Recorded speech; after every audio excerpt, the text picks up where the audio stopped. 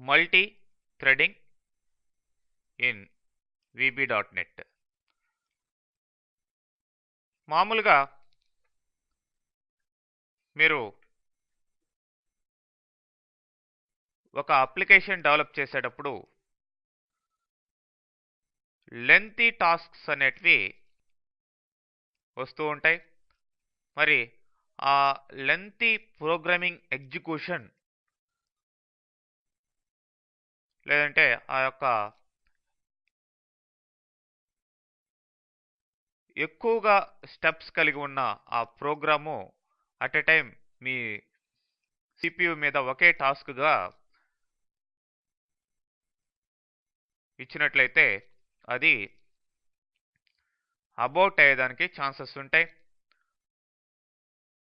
అలా కాకుండా మీ సిపియు యొక్క 100% యూసేజ్ని మీరు వాడుకునేదానికి 100% మీ సిపియుని యూజ్ చేసుకునేదానికి మీరు ఆ యొక్క లెంతీ టాస్క్ని డిఫరెంట్ టాస్క్స్గా డివైడ్ చేసి సిపియుని మ్యాక్సిమం అంటే సిపియులో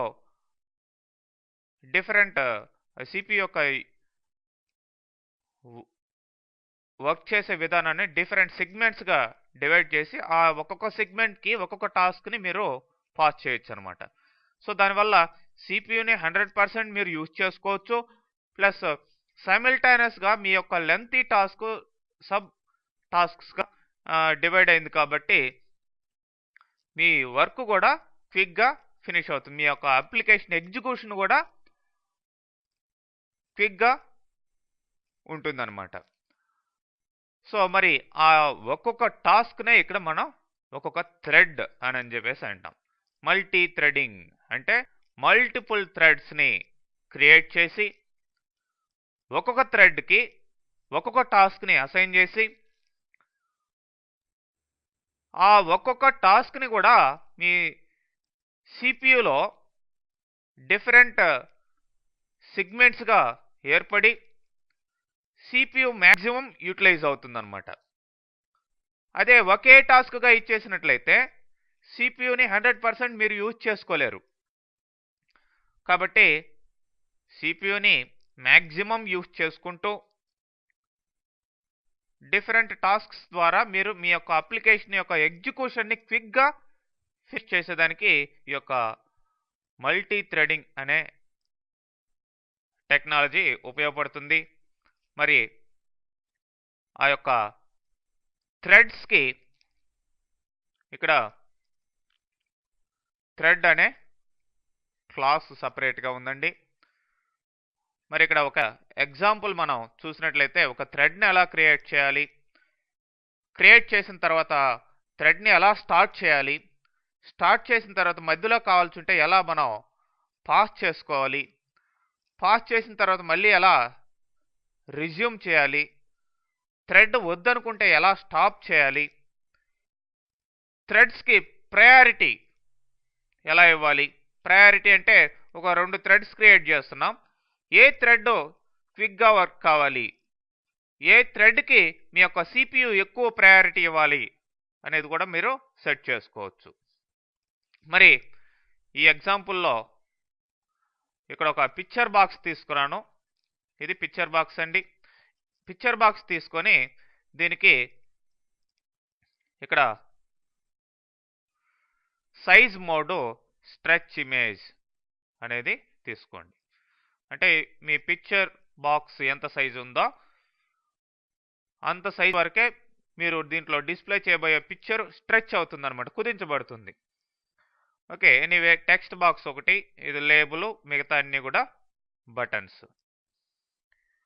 మరి ఇప్పుడు ఈ ప్రోగ్రామ్ రన్ చేసినట్లయితే చూడండి, స్టార్ట్ చేస్తున్నాను. స్టార్ట్ చేసి ఇక్కడ పాత్ ఎంటర్ చేయాలి. అంటే మీ పిక్చర్లు ఎక్కడ ఉన్నాయో ఆ పిక్చర్ల యొక్క పాత్ నేను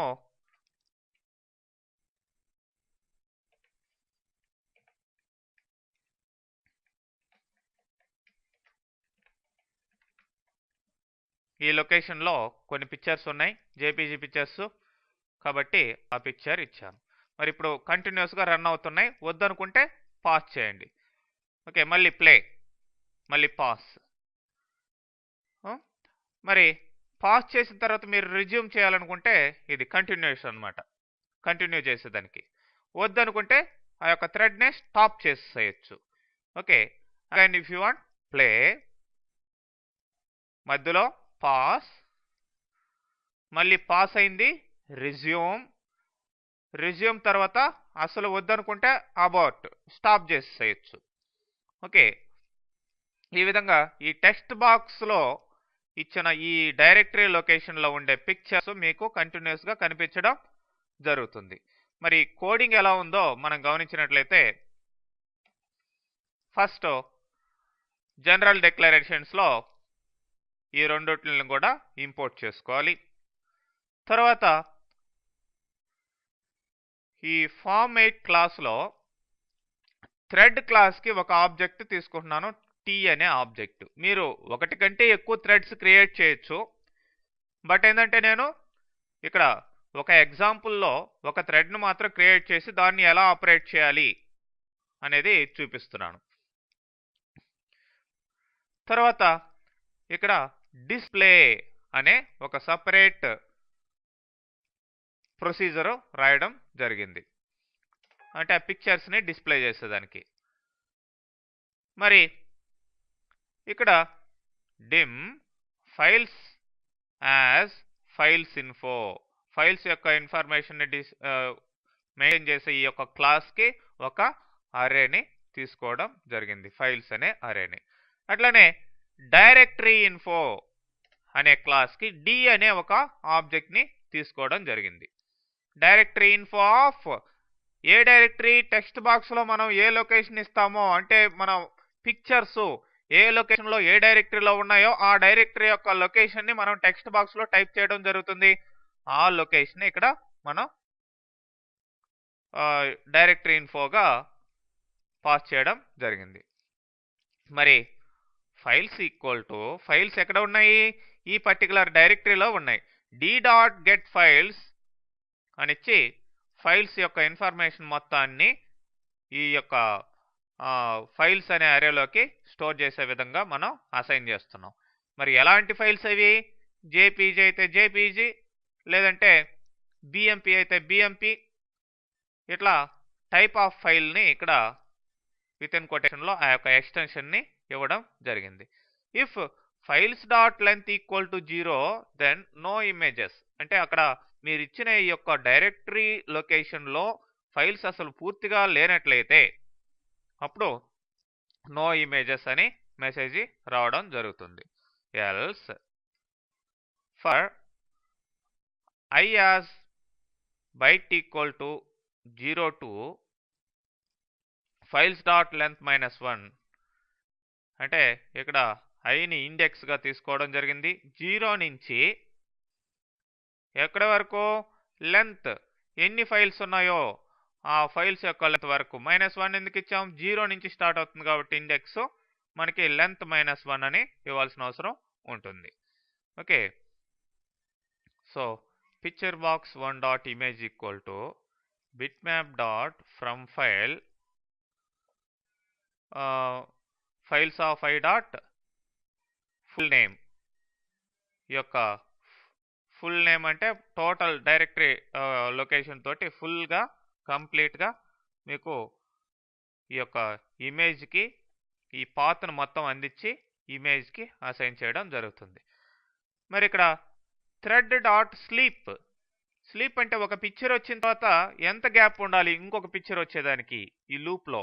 ఈ స్లీప్ ఇవ్వకపోతే మీకు తెలియదు అనమాట, క్విక్గా అన్ని పిక్చర్స్ కూడా విత్ ఇన్ సెకండ్స్లో మీకు కనిపించేసి అయిపోతుంది.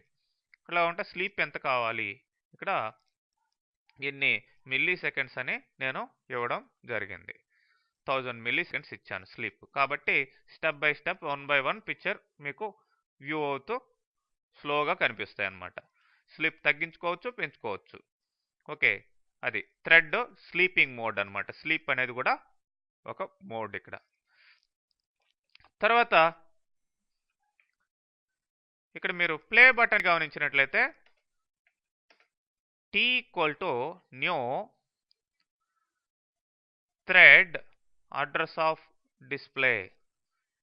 మరి ఇది థ్రెడ్ ఎలా స్టార్ట్ కావాలి అనే దానికి ఈ యొక్క థ్రెడ్కి ఇనిషియలైజ్ చేసాం అనమాట. డిస్ప్లేలో ఉన్నదాన్ని తీసుకొని దీని ప్రకారం ఈ యొక్క థ్రెడ్ స్టార్ట్ కావాలి, దాని యొక్క అడ్రస్ ఇదిగా ఇవ్వడం జరిగింది ఈ యొక్క డిస్ప్లే ప్రొసీజర్ని. సో థ్రెడ్ని ఇనిషియలైజ్ చేసాం. థ్రెడ్ని ఇనిషియలైజ్ చేసిన తర్వాత టీ డాట్ స్టార్టింగ్ మోడ్లో పెడుతున్నాం అనమాట. స్టార్ట్ అయిన తర్వాత, స్టార్ట్ అయిందంటే అర్థం ఏంటి, ఈ డిస్ప్లే ప్రొసీజర్ యాక్టివేట్ అవుతుంది అని అర్థం. ఈ యొక్క పర్టికులర్ స్లీపింగ్ని తీసుకొని ఒక్కొక్క పిక్చర్ని ఆ యొక్క పిక్చర్ బాక్స్లో డిస్ప్లే చేస్తూ ఉంటుంది. ఓకే, మరి స్టార్ట్ అయిన తర్వాత మధ్యలో మీరు సస్పెండ్, టీ డాట్ సస్పెండ్ అంటే పాస్ చేయడం. ఓకే, అట్లనే ఒకసారి సస్పెండ్ చేసిన దాన్ని మళ్ళీ resume, T dot resume. Suspend అనేది ఒక మోడు, సస్పెండ్ అయిన తర్వాత రిజ్యూమ్ చేయడం అనేది ఇంకొక మోడు. ఇక అసలు ఆ థ్రెడ్నే ఆపేసేయాలి అనుకుంటే టీ డాట్ అబౌట్ అని ఇచ్చి మొత్తం ఆపేయచ్చు. ఓకే, ఇక మీరు ఆ యొక్క థ్రెడ్కి మీరు ప్రయారిటీస్ కూడా సెట్ చేయొచ్చు అనమాట. మీరు కావాలనుకుంటే హైయెస్ట్ ప్రయారిటీ, అట్లనే lowest priority, lowest equal to lowest ఎంత ఉంది, 0 ఉంది. అట్లనే నార్మల్ అంటే 2 అనమాట priority. Below normal, above normal ఇలాంటివి కూడా మీరు, అంటే ఆ థ్రెడ్ యొక్క అంటే 2 థ్రెడ్స్ లేదంటే అంతకంటే ఎక్కువ థ్రెడ్స్ ఉన్నప్పుడు దేనికి ఎక్కువ ప్రయారిటీ ఇవ్వాలి మీ CPU అనేది కూడా మీరు పెట్టుకోవచ్చు. ఓకే, ఈ విధంగా ఈ యొక్క థ్రెడ్డింగ్ టెక్నాలజీని వాడుకోవచ్చండి.